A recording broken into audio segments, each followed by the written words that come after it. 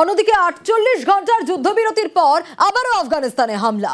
এবার আফগানিস্তানের উপর বড়সড় হামলা পাকিস্তানের। শুক্রবার রাতে আফগানিস্তানের পাকতিকা প্রদেশে আকাশপথে হামলা চালায় পাকিস্তান। তাতেই ৩ জন ক্রিকেটার সহ ৮ জনের মৃত্যু হয়েছে। পাকিস্তানের হামলায় নিহত আফগানিস্তানের তিন ক্রিকেটার কবির, শিফঘাতুল্লাহ এবং হারুন। প্রতিবাদে আগামী নভেম্বরের ত্রিদেশীয় সিরিজ থেকে দল তুলে নিল আফগানিস্তান ক্রিকেট বোর্ড। সিরিজে পাকিস্তান এবং শ্রীলঙ্কার বিরুদ্ধে তাদের খেলার কথা ছিল, কিন্তু পরিবর্তিত পরিস্থিতিতে আফগানরা না খেলার সিদ্ধান্ত নিয়েছে। ৩ ক্রিকেটারের মৃত্যুতে আফগানিস্তান ফুঁসছে। আফগানিস্তান ক্রিকেট বোর্ডের তরফে বলা হয়েছে, পাকতিকা প্রদেশের উরগুন জেলার ক্রিকেটারদের উপর কাপুরুষোচিত হামলা চালিয়েছে পাকিস্তান। তারা শহীদ হয়েছে। আফগানিস্তান ক্রিকেট বোর্ড এই ঘটনায় গভীরভাবে শোকাহত।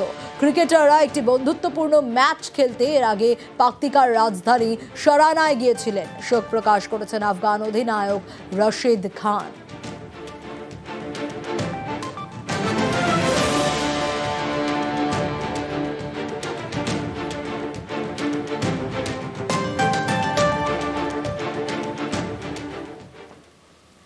নজর রাখবো এবার কাথি হাসপাতালের চিকিৎসকের মৃত্যুতে রহস্য।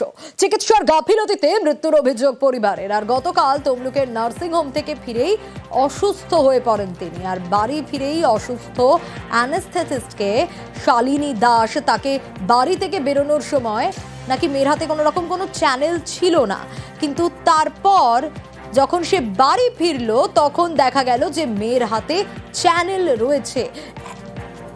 একাধিক ধোঁয়াশা।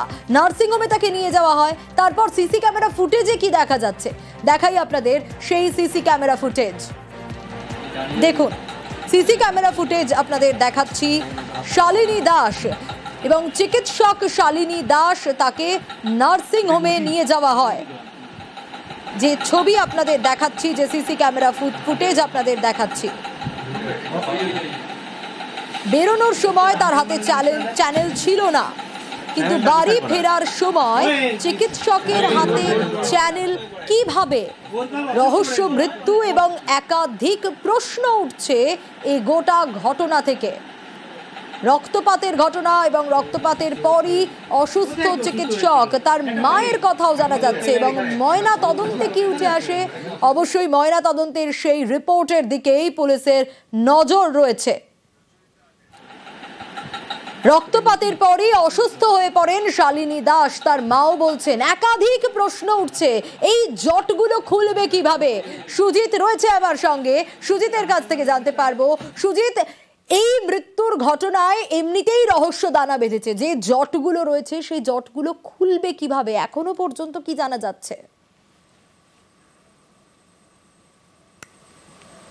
দেখো, একাধিকভাবে কিন্তু তদন্ত চলছে, একাধিক পর্যায়ে। কারণ একদিকে জেনারেল প্রশাসন, সাধারণ প্রশাসন, সঙ্গে স্বাস্থ্য দপ্তর, অন্যদিকে পুলিশ, সব মিলিয়ে তদন্ত কেন গুরুত্ব দিয়ে দেখা হচ্ছে সোনিয়া স্বাভাবিক। কারণ ৩১ বছর, অর্থাৎ কিনা ৩০ পেরোনো একজন মহিলা চিকিৎসক, যার কিনা মৃত্যু, এবং সেই মৃত্যু নিয়ে সে ডিউটিতে গেছিল।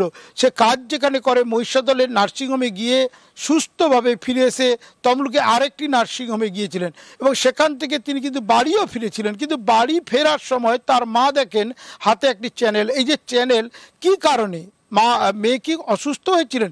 অসুস্থ হলে কীভাবে কি হয়েছিল, কেন তার হাতে চ্যানেল গেল, কি কে করলো, সব কিছু কিন্তু সামনে আসছে। এবং সব মিলিয়ে সোনিয়া বিষয়টি নিয়ে রীতিমতো রহস্য দেখা দিয়েছে। শালিনী দাস বাড়ি যাওয়ার পর তার মা এই উত্তরগুলো তার কাছ থেকে পায়নি।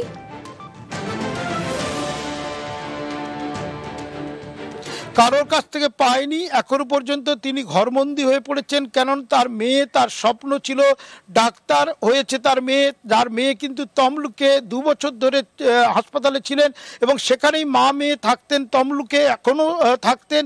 এবং 2 মাস হলো কাঁথিতে তার বদলি হয়েছে, সেখানে গেলেও এখানেই কিন্তু তার কর্মকাণ্ড বিভিন্ন জায়গায়। সেখানে কিনা মহিষাদলে সকালে যেখানে সুস্থভাবে গেলেন, ফিরলেন সুস্থভাবে, সেখান থেকে থাকো।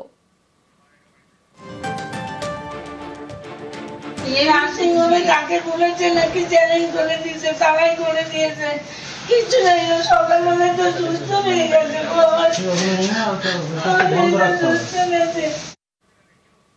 চ্যানেল কে পড়ালো, একাধিক প্রশ্ন তো উঠছে, কিন্তু সুজিতের কাছে আবারও যাব। সুজিত, যে বক্তব্য আমরা দর্শকদেরকেও শোনালাম, শালিনী দাসের মা তিনি তো বলছেন যে হাসপাতাল থেকেই চ্যানেল করে দিয়েছে।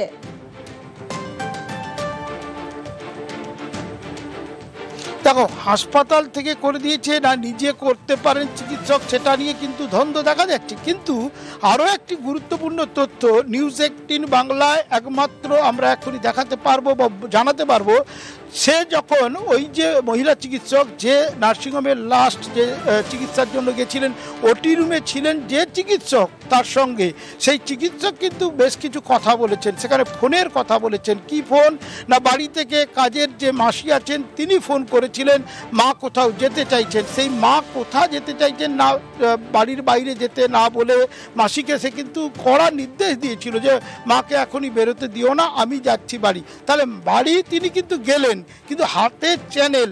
কোথাও কি একটু অসুস্থ বোধ করায় নিজে থেকে চ্যানেল লাগিয়েছিলেন না কে লাগিয়ে দিচ্ছেন সেটা সামনে যেমন আসছে না, তেমনই কিন্তু বাড়ি ফিরে বাথরুমে ঢুকে কিন্তু কাজের মাসিকে বলেছিলেন যে আমাকে জামাপত্র সব কিছু দাও, ড্রেস, এবং সেই চেয়ে তিনি কিন্তু সঙ্গে সঙ্গে আবার বেরিয়েও আসেন বাথরুম থেকে। আসার পরে কিন্তু টলে পড়েন। টলে পড়লেও কিন্তু পুরোপুরি পড়েননি। কিভাবে না, আলতুভাবে তিনি কিন্তু শরীরটা এলিয়ে দেন বিছানায়, এবং সেই যে পড়ে যাওয়া তার ফলে খুব যে আহত হয়েছে তা নয়। কিন্তু তাহলে সুজিত, একেবারে আসবো তোমার কাছে, একটু সঙ্গে থাকো। একজন প্রত্যক্ষদর্শী তিনি কি বলেছেন দেখি। গতকাল আমি দোকানে ছিলাম, ম্যাডাম দেখি ঢুকেছে। 10-15 মিনিট পরে ঘর থেকে আওয়াজ শুনতে পাওয়া যায়, ওনার মা বারান্দা দিয়ে ব্যালকনি দিয়ে চিৎকার করতেছে বাঁচাও বাঁচাও বলে। তো আমরা গিয়েছিলাম, গিয়ে দেখি ম্যাডাম তো মাটিতে মেঝেতে পড়ে আছে। দেখি হাত দিয়ে চ্যানেল করা ছিল ডান হাতে, ওখান দিয়ে ব্লিডিং হচ্ছে।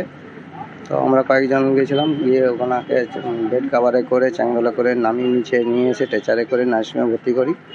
তারপর স্যারকে ডাকা হয়, ডক্টরকে। উনি এসে দেখে বললেন যে না, এখানে হবে না, হসপিটালে নিয়ে যান। তো হসপিটালে তখন নিয়ে চলে গেল। আবারও সুজিতের কাছেই যাব। সুজিত, এই যে প্রত্যক্ষদর্শীর যে বক্তব্য, সেই বক্তব্যের দিকেও আমরা নজর রাখছিলাম। এই যে চিৎকার করার কথা বলে, চিৎকার কে করলেন? তাহলে তরুণী চিকিৎসকের মা। সেক্ষেত্রে তাহলে তার হাতে তো তখনও তরুণীর হাতে চ্যানেল করা ছিল।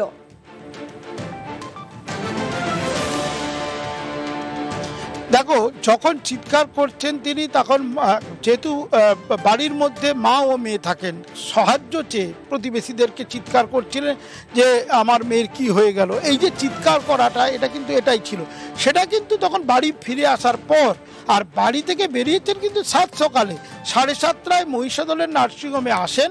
নার্সিংহোমের মালিক বা চিকিৎসক তিনি কিন্তু পরিষ্কার করে বলে দিয়েছেন, বা তার সঙ্গে টেকনিশিয়ান যিনি ছিলেন তিনিও পরিষ্কার করে বলেছেন এখানে সুস্থ ছিলেন। তিনি হাসপাতাল, যে নার্সিংহোম বেসরকারি যে হাসপাতালে গিয়েছিলেন মহিষাদলে, সেখানে বাস থেকে নেবে, তিনি তমলুক থেকে এসে বাস থেকে নেবে টোটোতে চেপেই গিয়েছিলেন, একেবারে সুস্থ। সেখানেও কাজ করার পর লাস্ট টাইম ওটি যখন শেষ মুহূর্তে টেকনিশিয়ানকে তিনি বলে দেন যে আমি যাচ্ছি, আরও তমলুকে কাজ আছে, এবং সুস্থভাবে বেরিয়ে বাস ধরেন। সেসব কিন্তু জানতে পারছি আমরা, এবং সেই যে জানার সঙ্গে আরও জানতে পারছি যে এরপর যে নার্সিংহোমে আসেন, সেখানে যে ওটি রুমে ছিলেন, সেখানে যে চিকিৎসকের সঙ্গে তিনি ছিলেন, সেই চিকিৎসক জানাচ্ছেন যে হঠাৎ করে ফোন আসছিল যে মা কোথাও বাইরে যেতে চাইছিলেন। কাজের মাসি সেটা যখন জানাচ্ছিলেন, তখন একেবারে সুজিত, একেবারে সেই চিকিৎসক, যে চিকিৎসকের কথা তুমি বলছো, সেই চিকিৎসকের বক্তব্য শোনাবো। শালিনী দাস কালকে 9:15 নাগাদ অ্যানাস্থেসিয়া দেয় পেশেন্টের, হ্যাঁ, প্রায় 1.5 ঘন্টার মতো ওটি চলছিল। তার মাঝখানে মায়ের থেকে বিভিন্ন রকমের ভাবে ফোন আসতে থাকে, 10-15 মিনিট অন্তর করে ফোন আসতে থাকে। তারপরে ওই মাসিকে বলে কি কেয়ারটেকার, মাকে যেতে দেবে না, তুমি যদি যেতে দাও তাহলে তোমার মাইনে আটকে দেবে। আমি তো ওটি করছিলাম। তারপরে ও আমাকে বলে যে স্যার আমার একটু গ্যাস হচ্ছে, গ্যাসের ট্যাবলেট খেয়েছি কিন্তু এখনো হচ্ছে। আমি বলে তাহলে একটা প্যান্টোপ্রাজল নিয়ে নে। প্যান্টোপ্রাজল অনডেম হচ্ছে চ্যানেল করে ওখানে নিয়েছে, ব্যাস এইটুকু। এরপরে তারপরে আমি চলে এসেছি, ওটি শেষ, আমি যাইনি। চিকিৎসক মধুসূদন সাউ, অর্থাৎ যে চিকিৎসকের সঙ্গে ওটিতে শালিনী ছিল, তার বক্তব্য শোনাচ্ছিলাম। আবার আমি সুজিতের কাছে যাব। সুজিত, এই যে বারবার বাড়ি থেকে ফোন আসছিল, বা যে বক্তব্য আমরা চিকিৎসকের থেকেও শুনতে পেলাম, কোথাও তো গিয়ে একটা সমস্যা হচ্ছিলই।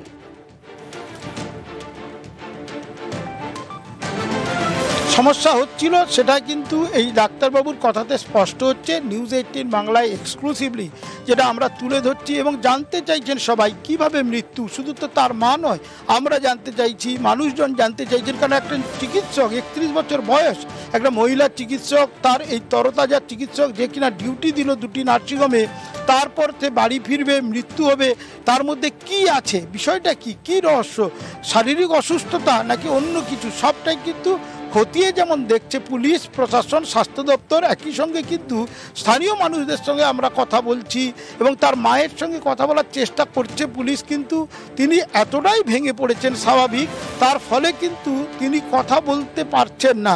আসলে মা মেয়ের সংসার, ভাড়া বাড়িতে থাকতেন তমলুক শহরে, সেখানে থেকে তমলুকে তার মেয়ে চিকিৎসক হিসেবে কাজ করতেন, বদলি হওয়ার পর কাঁথিতে যাতায়াত করেন, কিন্তু পুরনো যে সম্পর্ক, যে যোগাযোগ, সেখানে তমলুক, মহিষাদল বিভিন্ন জায়গায় তার সুনাম থাকায় তাকে কিন্তু কাজে লাগতে হতো। সেই কাজটা তিনি করতেন এবং গতকালও করেছেন। কোথায় করেছেন আবারও বলি, মহিষাদল তমলুকে। সেখানে করার পরে বাড়ি ফিরলেন, হাতে দেখা গেল চ্যানেল। সেই চ্যানেল থেকে তার মায়ের প্রশ্ন, আমাদেরও প্রশ্ন, পুলিশের কাছেও কিন্তু প্রশ্ন। একেবারে গোটা বিষয়টা খতিয়ে দেখা হচ্ছে সুজিত, অবশ্যই আমাদেরও নজর থাকবে কর্তৃপক্ষ কি বলছে, হাসপাতাল কর্তৃপক্ষ, টেকনিশিয়ান যারা কর্মচারী রয়েছেন তারা কি বলছেন দেখি। একটা ওটি ছিল, উনি এসছেন, ওটি করেছেন, সুস্থ অবস্থাতেই এসছেন এবং সুস্থ অবস্থাতেই চলে গেছেন। উনি এসছিলেন 7:30 বা একটু পরে, আর 8:10 নাগাদ বেরিয়ে গেছেন। অ্যানাস্থেসিয়া দিতে এসেছিলেন একটা অপারেশন। ডাক্তার হিসেবেই চিনি, ডাক্তার হিসেবে ভালো, তাই আমরা মাঝে মধ্যেই ডাকি। সব থেকে খারাপ লেগেছে যে আমার এখানে উনি সকালে সুস্থ অবস্থায় ওটি করে গেলেন, তারপর কি হলো সেটা তো জানতে ইচ্ছে করছে কেন এরকম হলো। ম্যাডাম এসেছিলেন, নর্মালি এসেছিলেন, বাসেই এসেছিলেন। ওটি ছিল একটা, ওটিতেও উনি নর্মালি আছেন, ওটি অ্যানাস্থেসিয়া দিয়েছেন। অ্যানাস্থেসিয়া দেওয়ার পরে উনি বললেন আমার ওটিটা তো আমি পুরো থাকতে পারবো না, অন্য জায়গায় ওটি আছে, আমাকে বেরিয়ে যেতে হবে। এবার উনি অ্যানাস্থেসিয়া দেওয়ার পরে আমাদের ওটি চালু হয়ে গেছে। উনি বললেন আমি তাহলে চলে যাচ্ছি, আমার অন্য জায়গায় ওটি আছে। উনি বেরিয়ে গেছেন, নর্মালি যেভাবে এসেছিলেন নর্মালি বেরিয়েই গেলেন। স্বাভাবিকই এসেছিলেন, স্বাভাবিকও নিজেই হেঁটে হেঁটে স্বাভাবিকই বাসে গেছেন, কোনো চ্যানেল ছিল না। খারাপ তো লাগছে, ম্যাডাম সকালে একজন এসেছিলেন ওটি করতেন, এবার হঠাৎ যদি দেখি মারা গেছেন তাহলে খারাপ তো লাগবেই না। প্রায় 11:30 পৌনে 12টা এরকম সময় ডাক্তারবাবু দেখে সঙ্গে সঙ্গে মেডিকেল কলেজে রেফার করেন। ওইখানে যখন আনা হয় তখন কেমন শারীরিক কন্ডিশন ছিল? ভালো ছিল, ক্রিটিক্যাল অবস্থা ছিল। মানে তখন কি ব্লিডিং হয়ে যাচ্ছে? হ্যাঁ, ওই হাতে একটা চ্যানেল করা ছিল, ওখান থেকে অনবরত ব্লিডিং হচ্ছে।